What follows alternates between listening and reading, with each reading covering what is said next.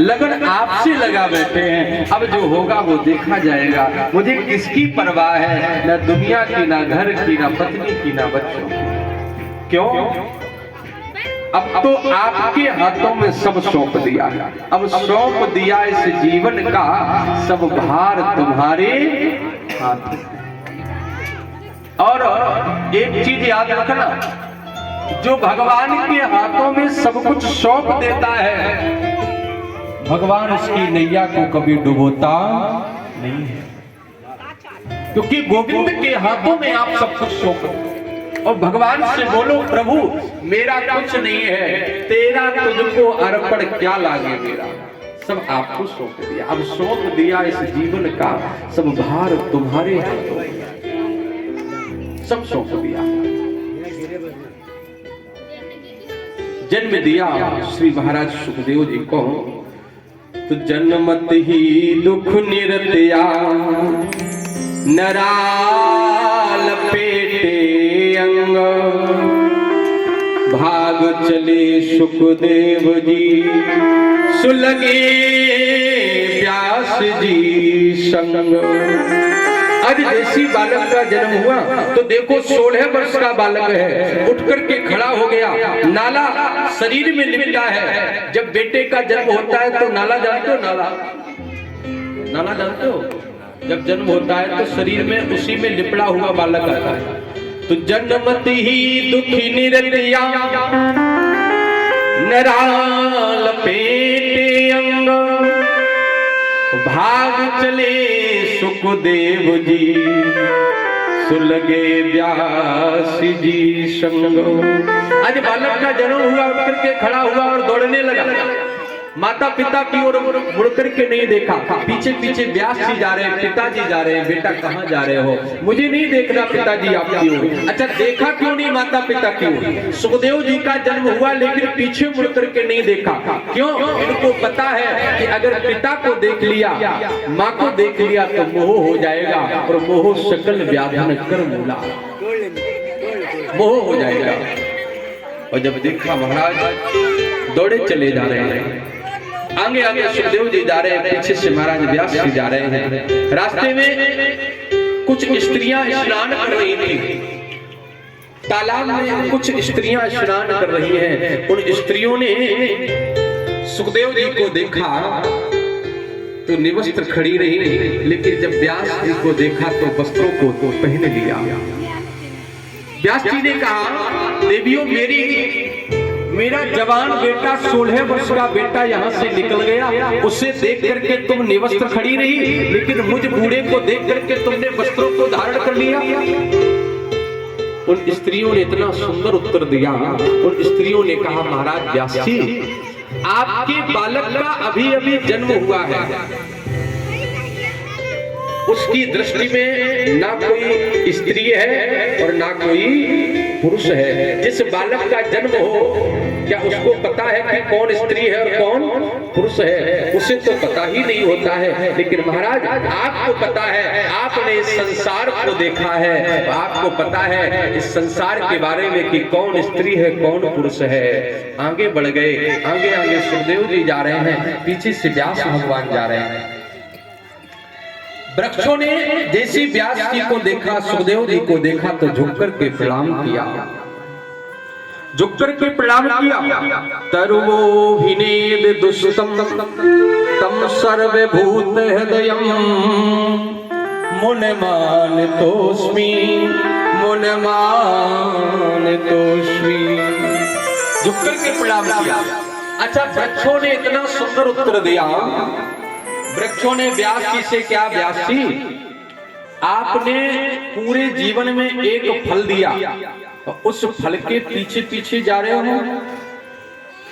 फल कौन है?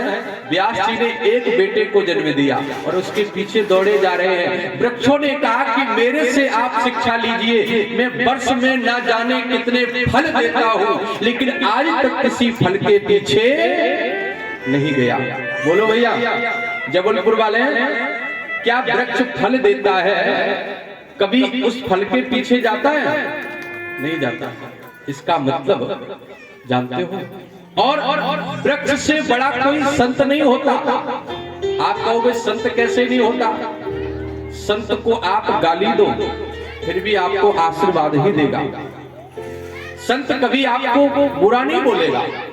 वृक्ष आपको फल देता है और उसी वृक्ष को हम पत्थर मारते हैं, लेकिन पत्थर के बदले में फल देता है। पत्थर के बदले में वो हमें पत्थर नहीं देता। यही संत का स्वभाव होता है। संत को अगर हम गाली देते हैं तो हमें वो बदले में आशीर्वाद ही देगा। चले गए, बाबा नारद मिले तो उपदेश दिया। फिर कौन है?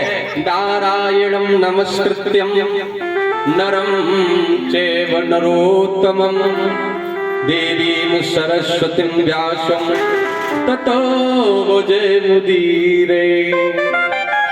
ये बालक कोई साधारण नहीं है। चले गए, उपदेश दिया। आज व्यास जी लौट आते हैं, और जब व्यास जी लौट आते हैं तो इधर देखो सुखदेव जी का तो जन्म हो गया, लेकिन अभी महाराज परीक्षित का जन्म नहीं हुआ। और परीक्षित जी का जन्म कैसे हुआ? परीक्षित जी का जन्म हुआ है महाभारत आप लोगों ने देखा होगा टीवी में। तो जो अभिमन्यु है, अभिमन्यु का बेटा है परीक्षित, जन्म हुआ महाराज परीक्षित जी का। कैसे हुआ इस पर हम थोड़ी चर्चा करेंगे। जब महाभारत का युद्ध हो रहा था तो जब सारे कौरव मारे गए तो कौरवों में सबसे बड़ा कौन है? दुर्योधन। दुर्योधन युद्ध प्रांगण में पड़ा है और आहें भर रहा है और उसकी एक प्रतिज्ञा है कि मैं तब प्राणों का त्याग करूंगा जब मैं पांडवों को मरा हुआ देखूंगा। और इसने घोषणा कर दी कि जो भी पांडवों के सर लाकर के हमें देगा उसे मैं आधा राज्य दे दूंगा। लेकिन ये काम करेगा कौन? तो एक लोभी आ गया, उसने राज्य के लोभ में दुर्योधन के सामने आया और कहा, मित्र मैं तुम्हारा ये काम करूंगा। वो कौन है? अश्वत्थामा। अश्वत्थामा ने कहा, मित्र मैं ये तुम्हारा काम करूंगा। कहो क्या आदेश है? दुर्योधन ने कहा कि मुझे पांडवों के सर चाहिए। जहां पांडवों की शिविर लगी थी इसने तलवार को हाथ में लिया, पांडवों की शिविर की ओर दौड़ करके गया। लेकिन जानते हो भगवान तो सब जानते हैं, मेरे माधव, मेरे कन्हैया, मेरे मुरलीधर, वो सब जानते हैं कि आज क्या होने वाला है। भगवान ने पांडवों को सुबह सुबह 4000 लिया और लेकर के घूमने के लिए चले गए। और जहां पर पांडव लेटते थे आज इसी स्थान पर पांडवों के पुत्रों को लिटा दिया। अश्वत्थामा क्रोध में आया। क्रोध में आकर किसने पांडवों को नहीं बल्कि पांडव पुत्रों का वध कर दिया। क्योंकि जो धर्मराज युधिष्ठिर का बेटा है बिल्कुल देखने में धर्मराज जैसा लगता है। भीम का जो बेटा है बिल्कुल देखने में भीम जैसा लगता है। नकुल सहदेव का बेटा नकुल और सहदेव जैसा लगता है। और अर्जुन का बेटा अर्जुन जैसा लगता है। हत्यारे ने क्रोध में काट दिए वो बाल, उन शीशों को लेकर निकल गया तत्काल। आज हत्यारे ने क्रोध में आकर के उन 5 पुत्रों का वध कर दिया। उनके सर लिए और सर लेकर के दुर्योधन के पास आया। कहा, मित्र मैंने तुम्हारी प्रतिज्ञा को पूरा कर दिया है। दुर्योधन ने कहा, मेरा बैरी ना तो धर्मराज है, ना अर्जुन है, ना नकुल है, ना सहदेव है। मुझे भीम का सर ला करके दे दो। क्योंकि जानते हो कौरव 100 भाई थे, 100 भाइयों का वध अकेले भीम ने किया था। मुझे भीम का सर चाहिए। मेरे भाइयों का वध और उस भीम ने किया है। जैसे भीम के बेटे का सर अश्वत्थामा ने दिया। दुर्योधन इतना क्रोध में है, इतना क्रोध में है, आज इसने उस सर को जोर से दबाया तो सर फूट गया। जैसे सर फूटा दुर्योधन समझ गया अश्वत्थामा ये भीम का सर नहीं हो सकता है, क्योंकि भीम का सर इतना कोमल नहीं हो सकता है, क्योंकि भीम का जब जन्म हुआ था, जिस चट्टान पर भीम गिरा था वो चट्टान चूर चूर हो गई थी। इतना कोमल भीम का सर नहीं हो सकता है। हमें लगता अश्वत्थामा तूने मेरे भाइयों के पुत्रों का वध कर दिया है, भाइयों के पुत्रों का वध किया है। अश्वत्थामा तुझे भगवान भी माफ नहीं करेगा। अरे मेरे कोई पुत्र नहीं था, हम 100 भाई मारे गए, लेकिन कम से कम मेरे भाइयों के तो पुत्र थे जो मेरे वंश को आगे बढ़ाते। तूने तो मेरे वंश को ही समाप्त कर दिया। मेरे वंश में दीपक जलाने वाला कोई नहीं रहा, तूने मेरे वंश को समाप्त कर दिया। आज इतना दुख हुआ दुर्योधन को, उसी समय उसने अपने प्राणों का त्याग कर दिया, क्योंकि दुर्योधन को श्राप था कि जिस दिन तेरा दुख और सुख दोनों बराबर हो जाएंगे, उसी दिन तेरा अंत हो जाएगा। इसे सुख ये मिला कि पांडव मारे गए हैं, लेकिन जब बाद में पता चला कि पांडव नहीं पांडव पुत्र मारे गए हैं तो दुख हुआ। जब दुख और सुख दोनों बराबर हुए तो इसका अंत हो गया, दुर्योधन मारा गया, मर गया दुर्योधन। लेकिन जब सुबह हुआ, मैया द्रौपदी ने अपनी दासी से कहा, दासी जाओ मेरे पुत्रों को जगा करके आओ। और जैसी द्रौपदी ने एक दासी को भेजा तो देखा शिविर में जैसे ही प्रवेश किया तो खून बह रहा है, सर का पता नहीं है, लोथ पड़ी हुई है, धड़ पड़ा हुआ है, सर का कोई पता नहीं है। दासी दौड़ करके गई और मैया द्रौपदी के पैर पकड़ लिए। मां,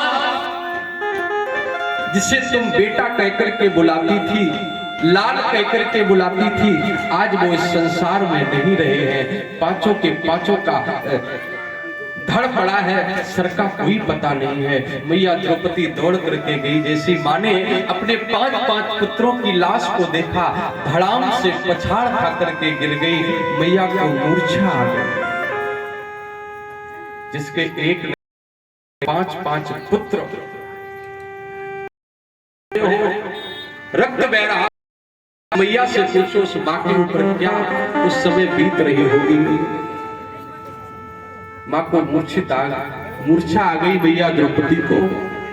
तभी भगवान कन्हैया 5 पांडवों को लेकर के शिविर में गए तो देखा कि द्रौपदी अपने बालों को बिखरा करके करुण क्रंदन कर रही है। जैसे अर्जुन ने देखा, अर्जुन ने कहा, द्रौपदी बस इतना बता दो मेरे पुत्रों को किसने मारा है। द्रौपदी ने कहा, भगवान अगर मुझे इतना पता होता तो मैं बता देती। यही तो पता नहीं है कि तुम्हारे पुत्रों का वध किसने किया है। लेकिन अर्जुन समझ गया ये काम तो केवल अश्वत्थामा ही कर सकता है। तुरंत भगवान कन्हैया से कहा, रथ को तैयार करो। भगवान कन्हैया को अपना सारथी बनाया। अर्जुन स्वयं धनुष बाण लेकर के उस रथ पर सवार हो गए। और जैसे रथ पर सवार हुए, धनुष लेकर के जा रहे हैं। अश्वत्थामा ने देखा कि अर्जुन का रथ आ रहा है। अश्वत्थामा ने दौड़ना प्रारंभ कर दिया। दौड़ते दौड़ते महाराज पीछे से अर्जुन जा रहे हैं और अश्वत्थामा दौड़ते दौड़ते ब्रह्मवर्त क्षेत्र पहुंचा। कहां? ब्रह्मवर्त क्षेत्र। ये ब्रह्मवर्त क्षेत्र पड़ता कहां है आपको मैं बता दूं। उत्तर प्रदेश में एक कानपुर नाम का महानगर पड़ता है। कानपुर सुना है आप लोगों ने? उत्तर प्रदेश में कानपुर महानगर पड़ता है। और आप कानपुर महानगर से ही सटा हुआ एक स्थान है बिठूर। वहां गंगा जी बह रही हैं। आज भी आप जाइए, वहीं पर ब्रह्मा जी ने तपस्या की थी, तो इसलिए उस क्षेत्र को ब्रह्मवर्त क्षेत्र बोला जाने लगा। दौड़ करके गया तो देखा कि आगे मां गंगा बह रही है। अब उस पार कैसे जाए, लेकिन पीछे मुड़ करके देखा कि अर्जुन का रथ आ रहा है। अब बच नहीं पाएंगे क्योंकि इधर गंगा है और इधर अर्जुन अपना रथ लेकर के आ रहा है। आज तो मरना ही पड़ेगा। लेकिन ये ब्राह्मण बालक है, इसने ब्रह्मास्त्र का संधान कर दिया। और जैसे ब्रह्मास्त्र का संधान किया, क्योंकि ब्रह्मास्त्र का कोई भी काट नहीं होता है। अगर किसी ने ब्रह्मास्त्र छोड़ दिया है तो उसको मरना ही पड़ेगा।